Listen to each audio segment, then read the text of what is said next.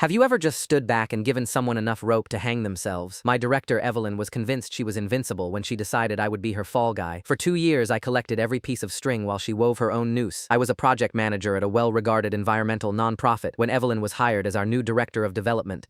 Not a week had passed before she called me into her glass-walled office, telling me she needed a strategic partner she could trust. What she actually needed was a scapegoat. Every time one of her fundraising campaigns underdelivered, I'd receive a carefully worded email asking for my input on strategies she had already implemented. When major donors pulled their funding, she would forward our correspondence to the board, making sure to highlight my name attached to the failing initiative. I can't tell you how many times she redirected blame to me in team meetings, with comments like, "Well, Leo was confident these outreach numbers were achievable." But Evelyn had no idea I was running my own operation. Each time she sent an email asking me to weigh in on her blunders, I archived the entire thread, complete with metadata that showed the exact time and date of her initial action. I kept a meticulous journal of every meeting where she threw me to the wolves, noting the attendees and her exact phrasing. I even used our video conferencing software to record and transcribe our one-on-one calls, which was perfectly within company policy. The real jackpot, however, was when she began falsifying grant reports. She would exaggerate our conservation impact to secure the next round of funding, then scramble to explain the discrepancies later. Every time she asked for my help to refine the narrative, I saved a copy of the original data and her refined version. For 2 years, I was the model subordinate. I would publicly take ownership of her miscalculations, accept responsibility for her poorly conceived projects, and even thank her for the learning opportunities. The more I played the part, the more reckless she became. She started telling other directors I was struggling, that I wasn't cut out for the pressures of nonprofit work, but her signature move was to steal my successes. If I secured a major grant or launched a successful campaign, she'd wait until I was out of the office for a conference and present the achievement to the board as her own.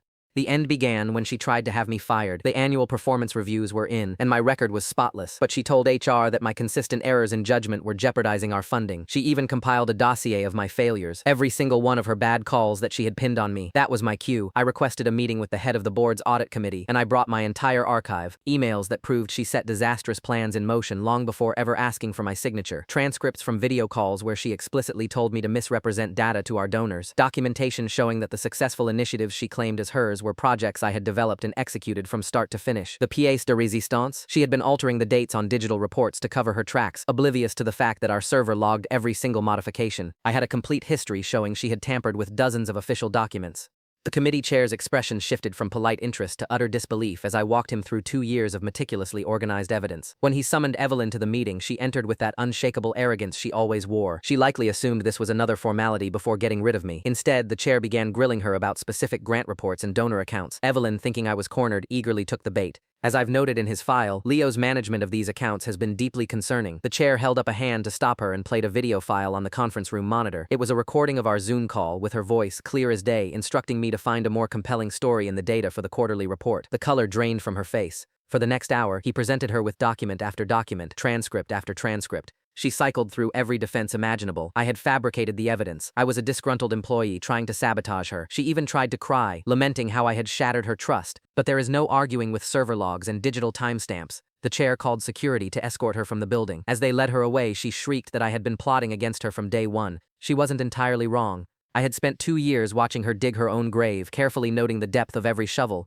The nonprofit filed a civil suit for misuse of funds. Evelyn lost all her professional credentials. The last I heard, she was managing a boutique, apparently still blaming her staff for poor sales.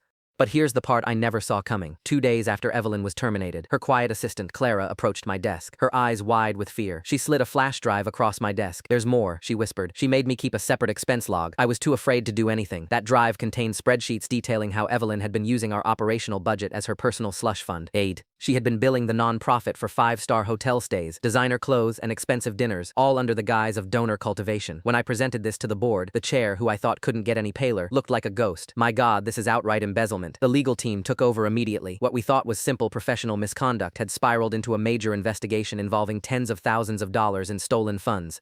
The following week was pure chaos. 3 other employees came forward with their own stories. Evelyn hadn't just been a bully. She had cultivated a network of coercion. She had been leveraging promises of promotions and threatening people's jobs for years, including our head of IT, Ben, whom she'd discovered was running a fantasy football league on company servers. In exchange for her silence, he had been giving her backdoor access to employee emails. That's how she was always one step ahead. It wasn't brilliant intuition. She was reading our private conversations. The district attorney's office caught up with her 2 weeks later. She tried to argue that she was being framed, that I was the mastermind behind a complex conspiracy to ruin her. But when the prosecutors presented the second set of books from Clara and the confession from Ben, even her high-priced lawyer advised her to accept the plea deal. What she didn't realize was that I wasn't finished. You see, during those 2 years of hell, I had forged strong friendships within the organization, people she had damaged far more than me. There was Maria from accounting, whom Evelyn had accused of incompetence to cover her own budget shortfalls. There was David from the field research team, who lost a critical research grant because Evelyn failed to submit the paperwork on time and blamed him for it. We all had our own collections of evidence, and when the civil lawsuits began to pile up, Evelyn's carefully constructed composure finally shattered. The nonprofit sued her for $250,000. Several major donors whose funds had been misused sued her for fraud. 6 former employees, myself included, filed personal suits for defamation and career damages. The sweetest justice, though, was her sprawling suburban home, the one she'd bragged about buying with her performance bonuses, going up for auction. I drove past on the day of the sale. Evelyn was standing on the lawn, a hollowed-out version of her former self, watching as strangers appraised her expensive furniture and artwork.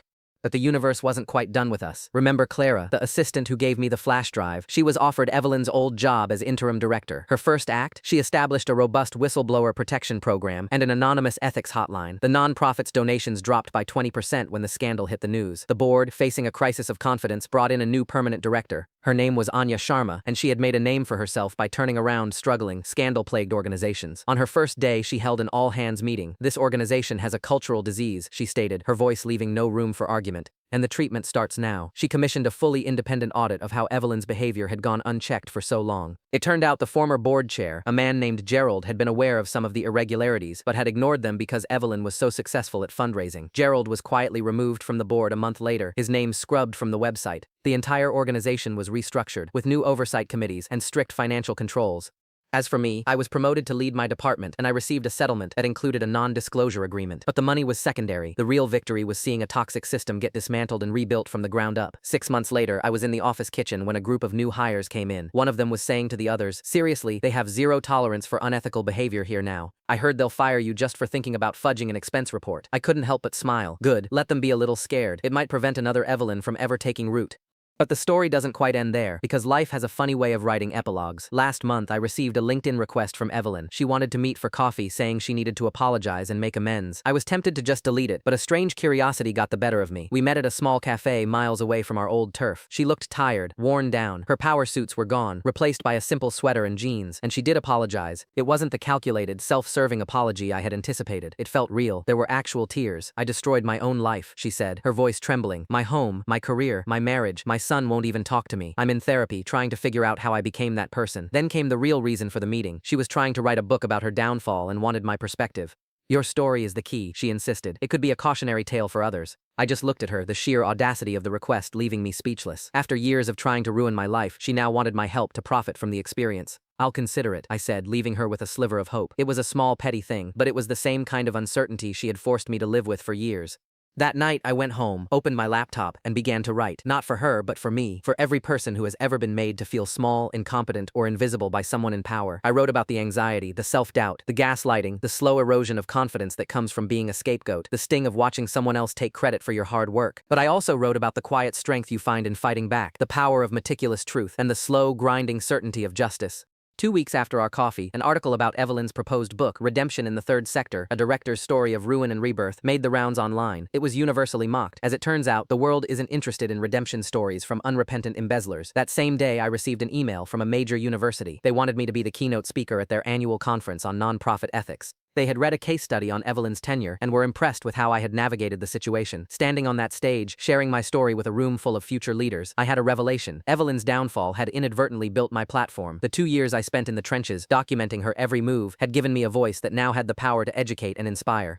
But there was one final, unexpected chapter. 3 months after my keynote speech, I stopped by my favorite bakery for lunch. The owner looked stressed. "So sorry for the wait," she said. "My new cashier is still in training and we're swamped." I told her it was no problem and waited. And then I saw her, Evelyn, wearing an apron and a name tag that simply read Evelyn, patiently explaining the difference between sourdough and multigrain to a customer. Our eyes met for a fraction of a second, and there was no flicker of recognition, just the polite, vacant look of a service worker dealing with the lunch rush. I watched her for a moment. The woman who once commanded million-dollar budgets was now carefully placing pastries in a paper bag, and in that instant I felt a profound sense of closure. The power she once held over me was completely gone. She was just a person, trying to get through her day.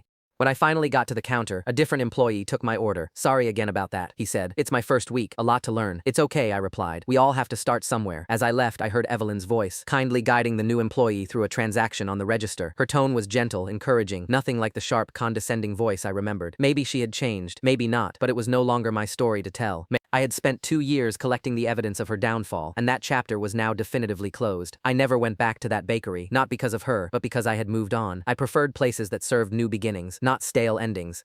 6 months later, I found out whether Evelyn's change was real. My old colleague, Maria, sent me a text message with a screenshot. "You have to see this." It was a review for the bakery on a local food blog. The writer raved about the food but spent a whole paragraph praising the incredibly kind and patient manager, Evelyn, who had gone out of her way to help them. Maria's text below it just said, "I guess we didn't just expose her, we accidentally fixed her." That night, I went to the folder on my hard drive labeled Evelyn. I selected every file, every email, every transcript, every spreadsheet, and dragged it to the trash. The weight of 2 years vanished with a single click. Some stories are meant to be told, others are meant to be deleted so you can finally write your own.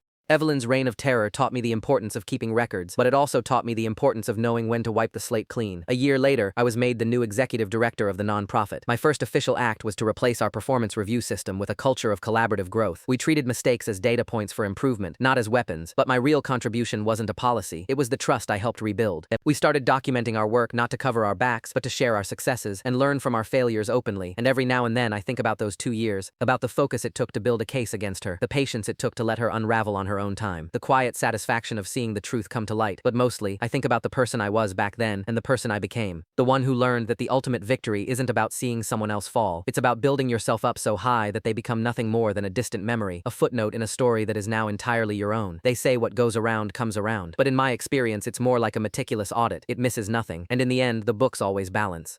Thanks for exploring all this with me. Seriously, it's been awesome digging into these questions together. Can't wait for our next curious adventure. Like the video, it helps more than you think.